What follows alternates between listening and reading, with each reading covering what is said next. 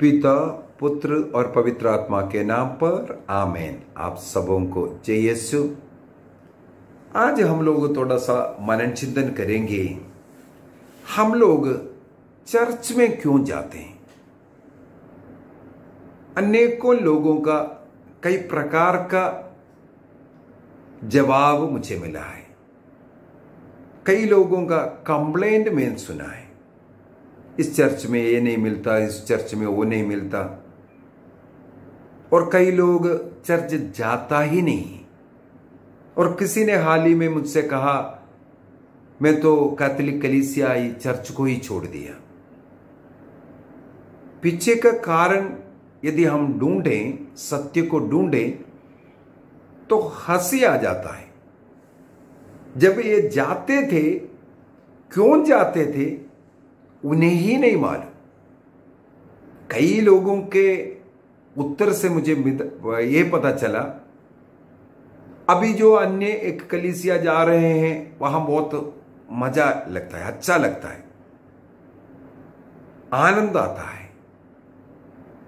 वहां गाना चलता है, वहां वचन सिखाते हैं। और किसी ने कहा चर्च में फादर के साथ मन मुटाव, वो फादर सही नहीं है। किसी ने कहा वो पारिश का कमेटी में काम करता था, वहां कुछ किसी से बातचीत हुआ, नफरत हुआ, इस कारण चर्च नहीं जा रहे। किसी का कारण है पड़ोसी के साथ लड़ाई झगड़ा है, वो चर्च जाते हैं, उस चर्च में मैं नहीं जा सकता। इस प्रकार नाना प्रकार का कारण है चर्च नहीं जाने का। इसका मतलब पड़ोसियों को दिखाने के लिए या पड़ोसियों के कारण वो जाते थे। अभी पड़ोसी के साथ नफरत हो गया, चर्च जाना बंद किया। पल्ली पुरोहित को दिखाने के लिए या पल्ली पुरोहित का जो अच्छाइयों को देख करके गया होगा। अभी उनका वो दोस्ती या उनसे जो आग्रह कर रहे थे वो नहीं मिला तो जाना छोड़ दिया। कोई नौकरी मांगा, स्कूल में नहीं मिला, चर्च जाना छोड़ दिया। कोई बच्चों के एडमिशन मांगा, नहीं मिला, चर्च जाना छोड़ दिया। ऐसा भिन्न भिन्न कारण मैंने सुना है लोगों से। चर्च क्यों नहीं जाते हैं? इसका पीछे का कारण यह सब है। किसी के साथ नफरत या मनमुटाव, और कुछ लोगों को वहां पर अच्छा नहीं लग रहा, वचन नहीं सिखाते। वचन देखो, फलाना जगह पर जाकर देखो। इस प्रकार का कुछ जवाब मिलते हैं। और उन्हीं का ही जिंदगी के विषय में अगर पढ़कर के देखो, यदि पुरोहित चर्च के अंदर रिट्रीट रखा है, वचन की घोषणा का जो समय रखा है, कभी भाग नहीं लेते। किसी और कारण अन्य कलीसिया के साथ जुड़ना शुरू किया, वहां आकर्षण हुआ, वहां गया। अभी कैथोलिक कलीसिया के खिलाफ दोषारोपण करना शुरू किया। कैथोलिक कलीसिया से निकलने के पीछे का कारण अन्य कुछ होगा। कैथोलिक कलीसिया में वचन नहीं, वचन नहीं, वचन नहीं बोलते हैं। मेरा चैलेंज है, कैथोलिक कलीसिया में जितना वचन सिखाता है उतना अन्य किसी कलीसिया में नहीं सिखाते। केरल देश एक छोटा सा देश है। केरल उस छोटा सा देश में करीब 150 रिट्रीट सेंटर है। हमारा कैथोलिकों का रिट्रीट सेंटर है, अन्य लोगों का नहीं। इतना छोटा सा एक स्टेट, उसके अंदर अगर 150 रिट्रीट सेंटर है, वहां पर क्या चलता है? वचन की घोषणा ही चलता है, वचन ही सिखाता है। और हमारे इस नॉर्थ के अंदर भी मुझे संख्या नहीं मालूम, लेकिन हिंदी में अनेकों जगहों पर रिट्रीट चलता है। आप कितने बार कोशिश किया वहां तक जाने के लिए? आप अन्य कलीसियाओं का जुड़े रहने के लिए या उनका वचन सुनने के लिए या चमत्कार देखने के लिए या चंगाई के नाम से आप कितने दूर दूर तक जा रहा है? आप कैथोलिक की कलीसिया में आप स्वयं बोलता है वचन नहीं है, तो इतना ज्यादा वचन की घोषणा करने वाला कलीसिया आज भारत देश में नहीं है। इतना बड़े बड़े सेंटर, एक छोटा सा उदाहरण फिर से केरल से लेता हूं। मैं मेरे जीवन में पहली बार 1997 में केरल देश के मुरंगूर गया था। सबसे पहले सितंबर 1997 को मैं केरल देश के मुरंगूर में पहली बार मेरा एक रिट्रीट भाग लेने के लिए गया। वहां पर उस समय पर 20,000 से ज्यादा लोग भाग ले रहे थे। उस सेंटर में 7 भाषाओं में रोज रिट्रीट चलता है, वचन की घोषणा चलता है। ये तो मेरे विचार में दुनिया में कहीं भी नहीं। तो कैथोलिक कलीसिया में वचन नहीं ये बोलना गलत है। किसी भी धर्म प्रांत में देखो, कहीं न कहीं रिट्रीट चलता है। पारिश में रिट्रीट चलता है, डायसिस लेवल में चलता है, डीनरी लेवल में चलता है। ये जो कंप्लेंट करने वाले लोग कितने दिन उसमें भाग लिया। अभी कैथोलिक की कलीसिया में हम लोग इतवार को या प्रतिदिन जो चर्च जाता है, किसके लिए जाता है ये मालूम नहीं है, इसलिए इसका कंप्लेंट करते हैं। हम लोग चर्च में इतवार को उदाहरण लेते हैं, बड़ा दिन इतवार के दिन जो जा रहा है वचन सुनने के लिए मात्र नहीं है, उसमें वचन भी है। हम लोग साधारणतः जो चर्च जाते हैं वो प्रभु को ग्रहण करने के लिए जाते हैं, ईसा मसीह के साथ एक होने के लिए जाते हैं।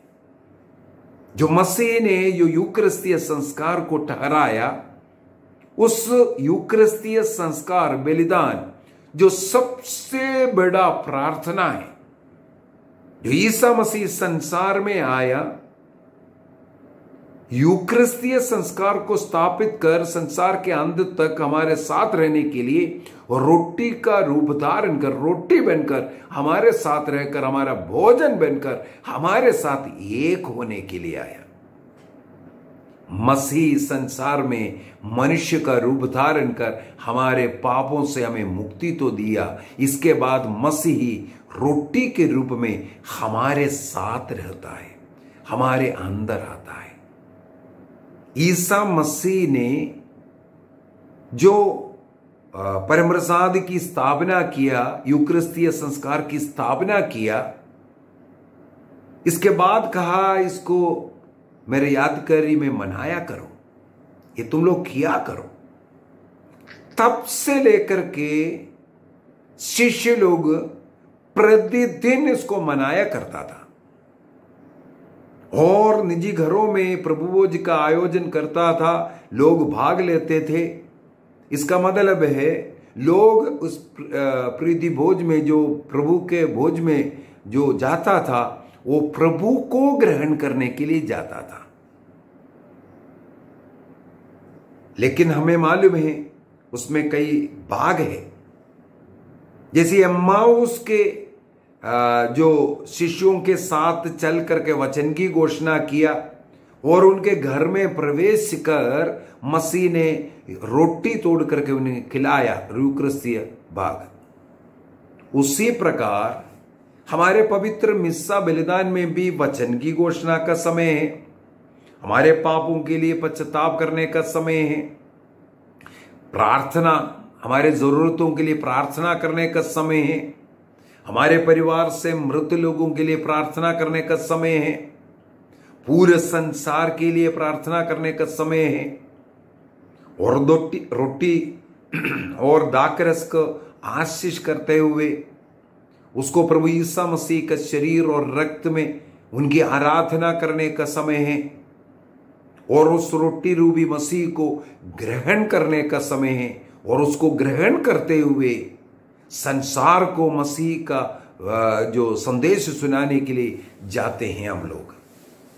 तो हम लोग इतवार को केवल वचन सुनने के लिए नहीं जाते, उसके अंदर थोड़ा सा वचन भी है, गाना भी है, सब कुछ है, लेकिन मुख्य लक्ष्य है प्रभु का शरीर रक्त को ग्रहण करना। हम लोग चर्च जाते हैं प्रभु यीशु मसीह का शरीर और रक्त को ग्रहण करने के लिए। तो पूछेगा फिर बाइबल कैसे स्टडी करेगा? बाइबल भी पाठ पढ़ाता है और हमें बाइबल स्टडी के लिए समय समय पर इसलिए रिट्रीट रखा जाता है और अनेकों प्रेयर सेंटर है हमारा, वहां जाकर के। तो यदि हम जाते नहीं, हम सुनते नहीं, इसके बाद हम चर्च के खिलाफ बोलते हैं। आप सबसे पहले सोचो आपने कितना ऐसा रिट्रीट में भाग लिया। हर वर्ष पारिश लेवल में, डिनर लेवल में, डायोसिस लेवल में हमारे धर्म प्रांतों में रिट्रीट्स चलता है। उसके अंदर काफी गहराई से बाइबल को सिखाया जाता है। आप कितने बार अपने बच्चों को भेजा? इतना भी नहीं। आप रोज कितना बाइबल पढ़ते हैं? क्या कैथोलिक कलीसिया आपको नहीं बता करके देते हैं बाइबल पढ़ो? क्या आपको बाइबल खरीदने के लिए नहीं बोलते? कैथोलिक कलीसिया में जितना बाइबल सस्ते में देता है अन्य कलीसिया में नहीं मिलता है। कई जगहों पर पूर्ण जो बड़ा बाइबल है फ्री में बांटता है, कई जगह पर केवल 50 रुपया में उसको दे रहा है। उसको प्रिंट करने के लिए 150 रुपया लगता है, लेकिन 50 रुपये में इसको दे रहा है। आप इस 50 रुपया का बाइबल आपके घर में कितना है? क्या आपके सबके पास बाइबल है? आप में कितने लोग बाइबल को पूर्ण रूप से पढ़ा है? क्या कैथोलिक कलीसिया ने मना किया था बाइबल पढ़ने से? आप स्वयं नहीं कर रहा है और दोषारोपण कलीसिया के ऊपर कर रहा है। वहां पर वचन नहीं मिलता। वचन इतना समझाने वाला, सिखाने वाला कलीसिया नहीं है और सत्य वचन को सिखाते, आधिकारिक रूप से सिखाते। जितना आपको समझना है वो कलीसिया आधिकारिक रूप से कलीसिया अपने लोगों को सिखाते हैं। तो ये दोषारोपण सही नहीं है। सबसे पहले समझने की बात है, मैं किसके लिए चर्च जाता हूं? मुझे मेरे यीशु को ग्रहण करना, यह उद्देश्य है। उसमें वचन में भी प्रभु है, वचन रूपी प्रभु को भी ग्रहण करता है। उससे बढ़ करके प्रभु ने रोटी में अपनों को समाया। जीवित प्रभु उस रोटी में है। उस रोटी को ग्रहण करते हुए हम प्रभु को ग्रहण करना, इसके लिए सुयोग्य रीति से परम प्रसाद को ग्रहण करना जरूरी है। अपने को तैयार करना जरूरी है। जो व्यक्ति ये सब नहीं करता है, पाप सिगार बार बार नहीं करता है, परम प्रसाद को योग्य रीति से ग्रहण नहीं करता है, उनको कुछ भी अनुभव नहीं मिलता, क्योंकि आप पाप की स्थिति में रह करके ये सब कर रहा है। हाँ, ताली बजा करके गाना गाने में, कोई खड़े होकर के अच्छा गंभीर वचन सुनाने में, आप चाहे कितना भी पाप अवस्था में हो, आपको बड़े मजा आएगा। लेकिन यदि पवित्र यूकरिस्तीय बलिदान में आप भाग ले रहा है, इसमें भक्ति की जरूरत है, पवित्रता की जरूरत है। इसलिए कलीसिया कहते हैं कृपा की अवस्था में आपको रहना है। बार बार पाप स्वीकार करते हुए, पाप से दूर रह करके प्रार्थनामय भक्ति का जीवन, और प्रभु यीशु मसीह को, उनके शरीर रक्त को मैं ग्रहण करता हूं इस विश्वास के साथ। जब इतवार को या अन्य दिनों में पवित्र मिस्सा बलिदान में भाग लेते हुए, उनके साथ गीत गाते हुए, जितनी भी प्रार्थनाएं जोर से बोलते हुए, भक्ति के साथ प्रार्थना करेंगे, उसमें भाग लेंगे और लोगों के लिए प्रार्थना करेंगे, तो आपको अनुभव अच्छा लगता है। मैं रोज मिस्सा बलिदान में इसलिए जाता हूं, चाहे कितना भी कष्ट पीड़ा सहना पड़े, मैं रोज मिस्सा बलिदान के लिए जाता हूं। इस प्रकार मुझे बहुत अनुभव मिलता है। अनुभव के कारण ही तो मैं रोज जाता हूं। आप कभी जाता है क्योंकि आपको अनुभव नहीं है। हाजिरी देने के लिए, दूसरों को दिखाने के लिए मैं भी ईसाई हूं, मैं भी आ गया। आपका लक्ष्य ये होगा, आप लक्ष्य रखना, मुझे मेरे यीशु को ग्रहण करना। तब आप अपने को तैयार करेगा, पाप स्वीकार करेगा बार बार। इसके बाद योग्य रीति से भक्ति के साथ ग्रहण करेंगे, आपको अनुभव मिलेगा, क्योंकि मसीह आप में आया। सबसे बड़ा चंगाई परम प्रसाद को ग्रहण करते वक्त है। इसलिए योग्य रीति से परम प्रसाद को कीजिए, ग्रहण कीजिए, विश्वास के साथ ग्रहण कीजिए। 12 साल से रक्तस्रावित महिला जब यीशु मसीह के कपड़े को स्पर्श किया, यदि वो चंगाई प्राप्त किया। हम मसीह को ही ग्रहण कर रहा है, केवल उनके कपड़े को स्पर्श करके नहीं। मसीह मुझ में आ रहा है, मेरे नाना प्रकार के बीमारियां इसलिए दूर होता है। मुझे विश्वास करना है, इसमें आनंदित होना है। मुझे आज यीशु मिल गया, आज यीशु के साथ में एक हो गया, ये आनंद मिलना है। तब आप बार बार चर्च में जाएगा, बार बार आपको परम प्रसाद को ग्रहण करना है। इसलिए हर रोज आप चर्च जाने का प्रयत्न करेगा। तो आइए हम अपने आंखों को बंद करें, अपने अंतःकरण की जांच करें। मैं किस लक्ष्य से रोज चर्च जाता हूं, हर इतवार को चर्च जाता हूं? मुझे वहां से सैटिस्फैक्शन क्यों नहीं मिला? मैं दूसरों को बुराई, पुरोहितों को बुराई, चर्च की बुराई क्यों करता हूं? क्योंकि मुझ में कमियां हैं। मैं अपने कमी को दूर करना नहीं चाहता। वहां प्रभु के संगति में जाना है, कैथोलिक कलीसिया में रहकर परम प्रसाद के द्वारा अनुग्रह आशीषित होना है। आपको एक कृपा की अवस्था में पवित्र जीवन जीना जरूरी है। आप उसके लिए तैयार नहीं हैं। आप प्रार्थना करना तैयार नहीं है। आप रोज बाइबल को पढ़ने के लिए तैयार नहीं है। केवल हम दोषारोपण करते हैं। निर्णय कीजिए, मेरे कलीसिया मेरे लिए बहुत कुछ है, बहुत कुछ दे रहा है। स्वर्ग राज्य के लिए रास्ता मेरे कलीसिया है। निर्णय कीजिए। दूधों संतों सबों के साथ मिलकर पवित्र मिस्सा बलिदान में हम भाग लेते हैं